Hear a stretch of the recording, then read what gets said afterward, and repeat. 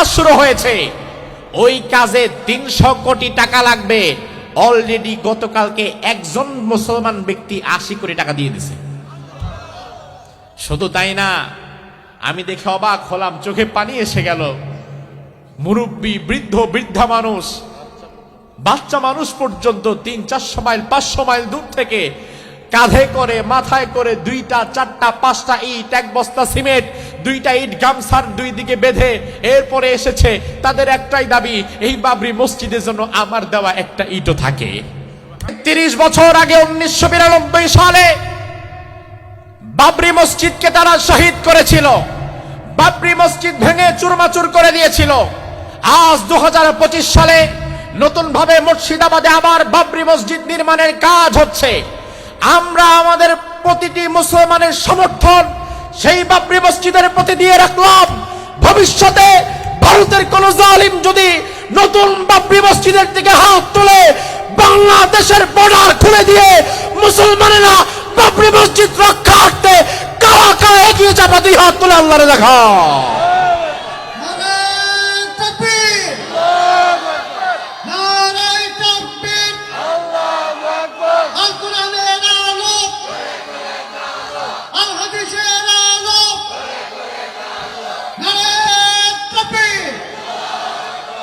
তার কারণ আমার ভাইয়েরা, মসজিদ কার?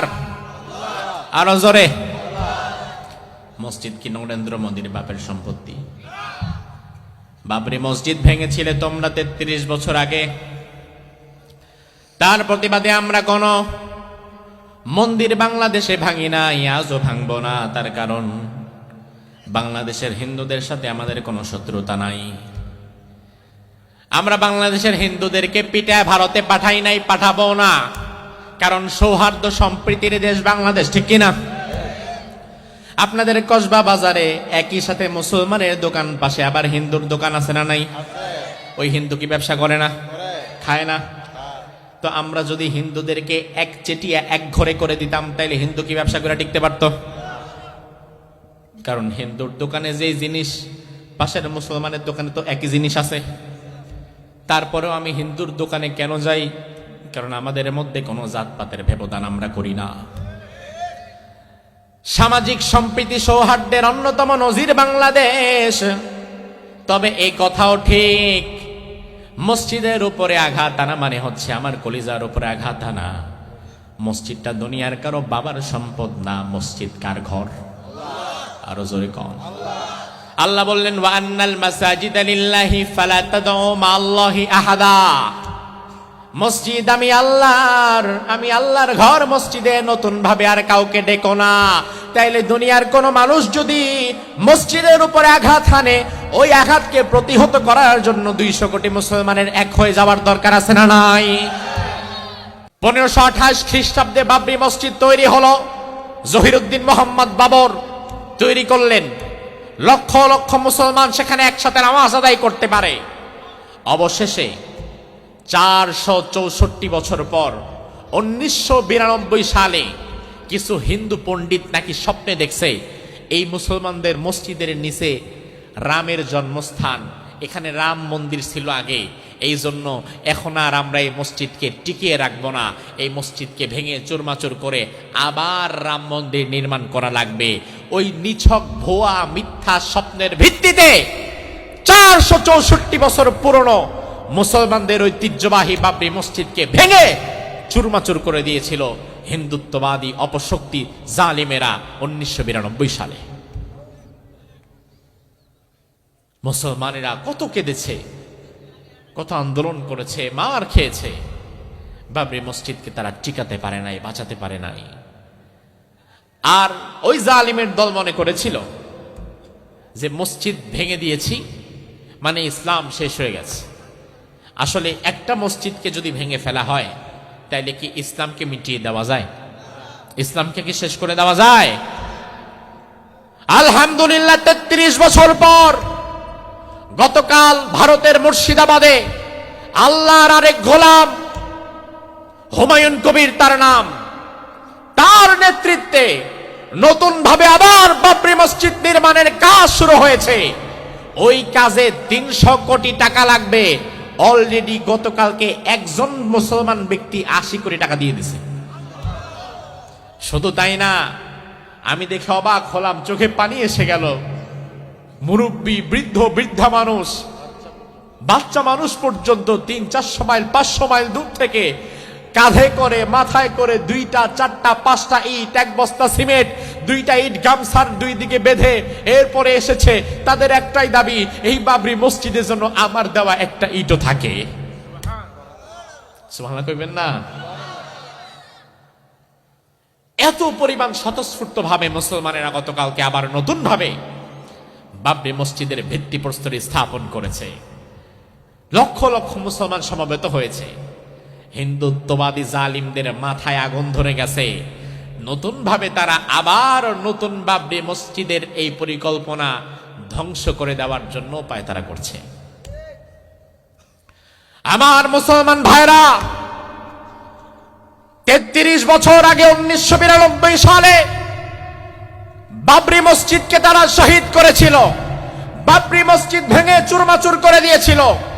আজ 2025 সালে নতুন ভাবে মুর্শিদাবাদে আবার বাবরি মসজিদ নির্মাণের কাজ হচ্ছে। আমরা আমাদের প্রতিটি মুসলমানের সমর্থন সেই বাবরি মসজিদের প্রতি দিয়ে রাখলাম। ভবিষ্যতে ভারতের কোন জালিম যদি নতুন বাবরি মসজিদের দিকে হাত তুলে, বাংলাদেশের বর্ডার খুলে দিয়ে মুসলমানেরা বাবরি মসজিদ রক্ষার্থে কারা কারা এগিয়ে যাবে, 2 হাত তুলে আল্লাহরে দেখা।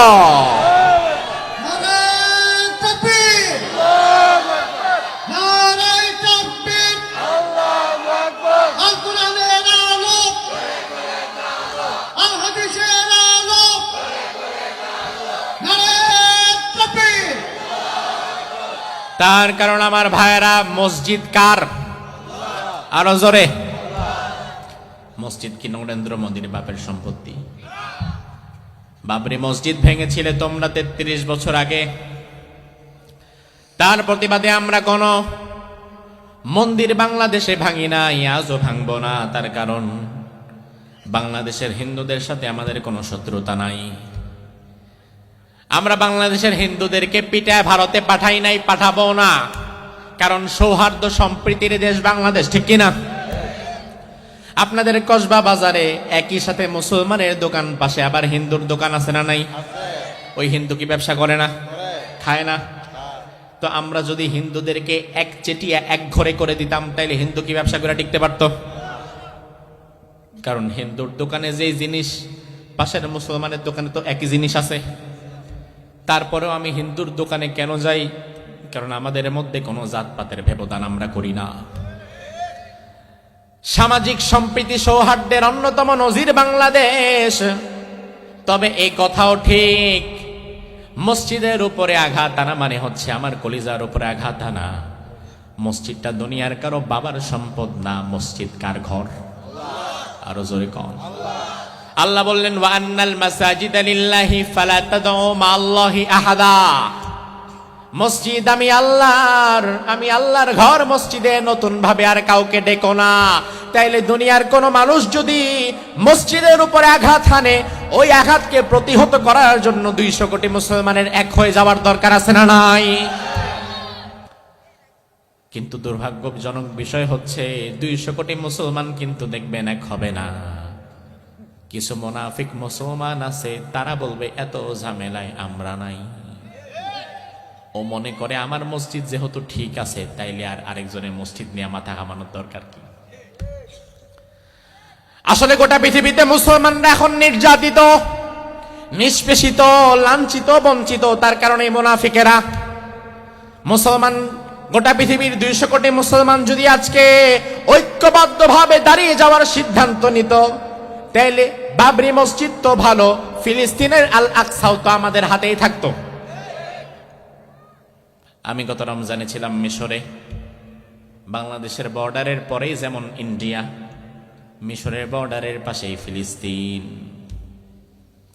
ফিলিস্তিনি ভাইদের ওখানে আমি 5 দিন ছিলাম। এই রমজানে 5 দিন অসংখ্য ফিলিস্তিনি মাজলুম ভাইদেরকে আমরা ইফতার করিয়েছি, খাইয়েছি, ঈদ সামগ্রী দিয়েছি।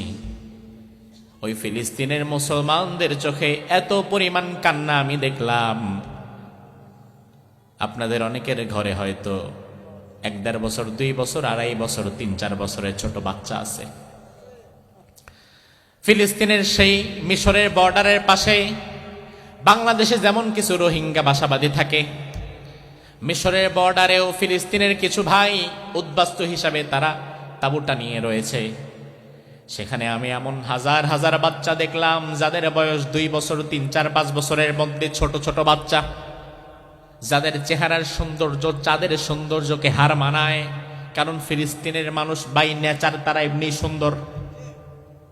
আমি দেখলাম এমন হাজার হাজার বাচ্চা, ছোট ছোট বাচ্চা, নিজের খাবার নিজে মুখে তুলে খাওয়াটাও শিখে নাই।